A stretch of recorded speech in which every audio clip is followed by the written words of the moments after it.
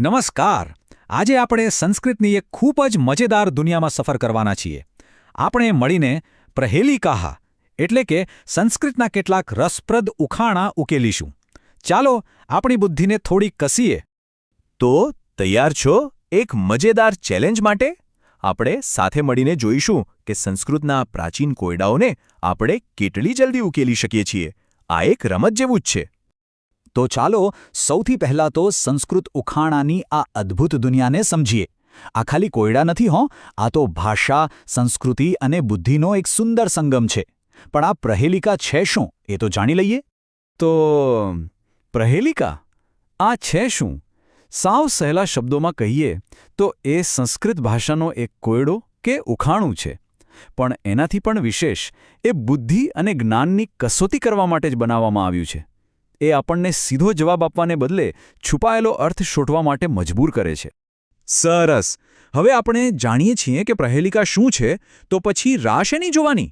ચાલો સીધા જ પહેલા પડકારનો સામનો કરીએ. તૈયાર છો ને? તો આ રહ્યું પહેલું ઉખાણું. એકદમ ધ્યાનથી સાંભળજો. પહેલો સંકેત છે મમ કંઠ નીલહ, મતલબ કે મારું ગળું વાદળી રંગનું છે. બીજો સંકેત વર્ષાકાલે અહમ નૃત્યામી, એટલે કે હું વરસાદની ઋતુમાં નાચું છું. અને ત્રીજો છેલ્લો સંકેત મમ પુચ્છમ અતીવ સુંદરમ, મારી પૂંછડી તો બહુ જ સુંદર છે. વાદળી ગળું, વરસાદમાં ડાન્સ અને એકદમ સુંદર પૂંછડી, મગજમાં લાઇટ થઈ. વિચારો તો. આ કોણ હોઈ શકે ભાઈ?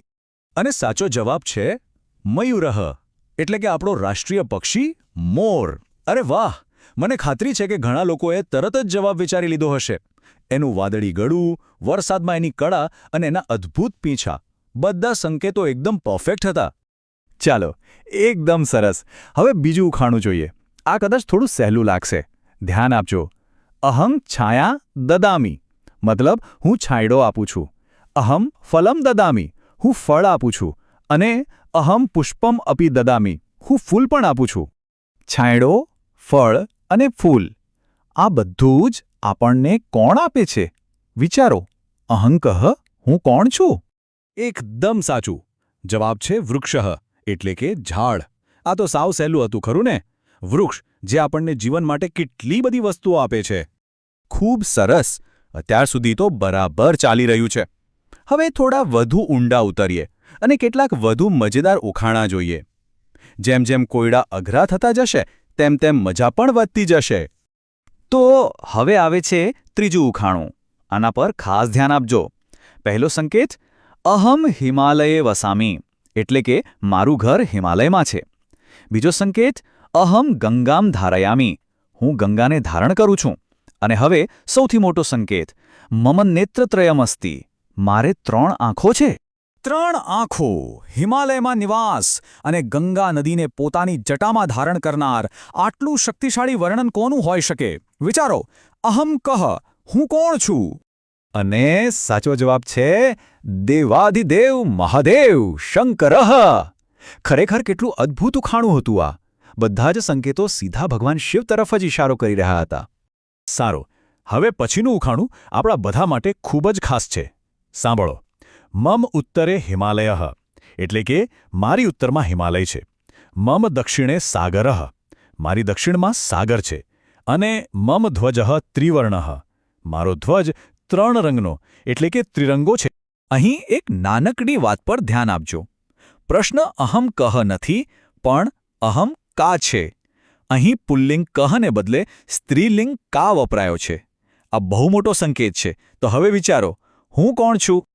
અને આ સુંદર વર્ણન છે આપણી પ્યારી ભારત માતાનું. ઉત્તરમાં હિમાલય, દક્ષિણમાં મહાસાગર અને આપણો ગૌરવશાળી તિરંગો. આ જવાબ તો આપણા સૌના દિલમાં વસેલો છે. અને હવે આપણે આવી પહોંચ્યા છીએ આજના છેલ્લા પડકાર પર. આ રહ્યું અંતિમ ઉખાણું.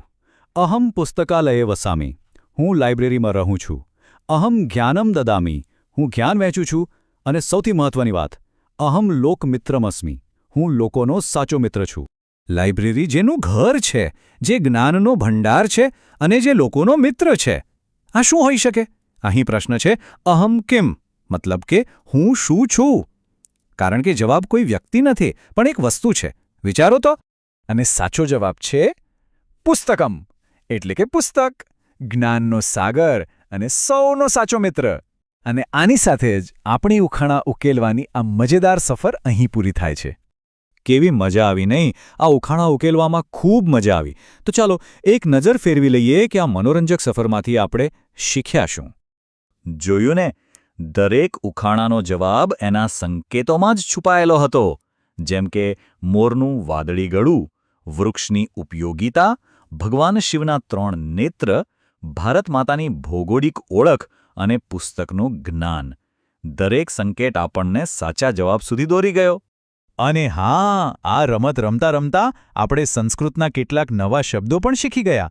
જેમ કે કંઠઃ એટલે ગળું, પુચ્છમ એટલે પૂંછડી, ધારયામી એટલે હું ધારણ કરું છું, અને દદામી એટલે હું આપું છું. આનાથી આપણી સંસ્કૃતની સમજ થોડી વધુ પાકી થઈ. અને હવે જતા જતા એક સવાલ તમારા માટે છોડીને જાઉં છું. શું આ ઉખાણા માત્ર મનોરંજન માટે હોય છે? કે પછી એ આપણને તર્ક અને કલ્પના બંનેનો ઉપયોગ કરીને શબ્દોની પાછળ રહેલા સત્યને શોધતા શીખવે છે? આના પર જરૂરથી વિચાર કરજો. ફરી મળીશું